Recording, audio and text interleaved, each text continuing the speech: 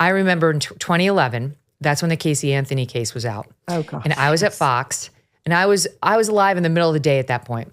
But what I remember is you were crushing it. You were the main reason that story went national and people started to pay attention to what she had, I believe, 100% done and now got away with.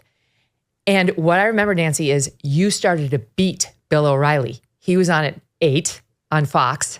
You were on his competition at 8. And normally headline news did not give Fox a run for its money. Just, it was just not the same juggernaut. But you were about to take a month off of the king of cable, Bill O'Reilly, because your case, it was just everybody was tuning in to hear what you had to say. And Fox was maneuvering like there was no tomorrow to try to get his numbers up. And so what they would do is they kept designating his shows on Friday, which were not strong. Friday night ratings are never very good, as specials so that they wouldn't count. I don't even know if you knew this was happening. So that they wouldn't count in the ratings. No, this is the first time hearing of this. It was so that they wouldn't count in the Don't ratings. Don't tell Bill O'Reilly. I think that man can hold a grudge. Yeah, so I hear.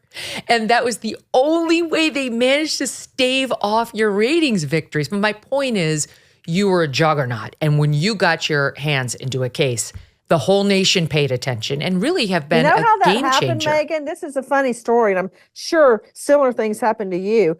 But I had just given the twins a bath, right? And we knew all day long, since early that morning, as I still do, my EP, Dean, and I would get up around 5 in the morning and start looking at what's happening around the country the night before and that morning.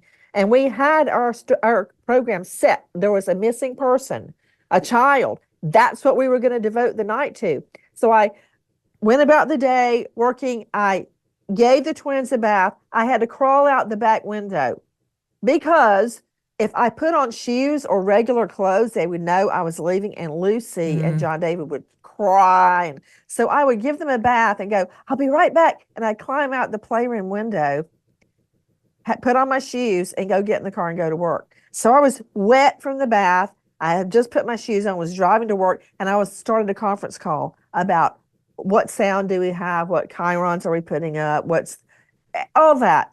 And lo and behold, Megyn, I find out that the child had been found. Well, there goes the hour. I'm like, oh, dear Lord in heaven.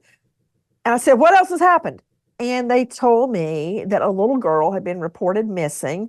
And I say, when was she reported? And they said 30 days ago. And I'm like, stop. What?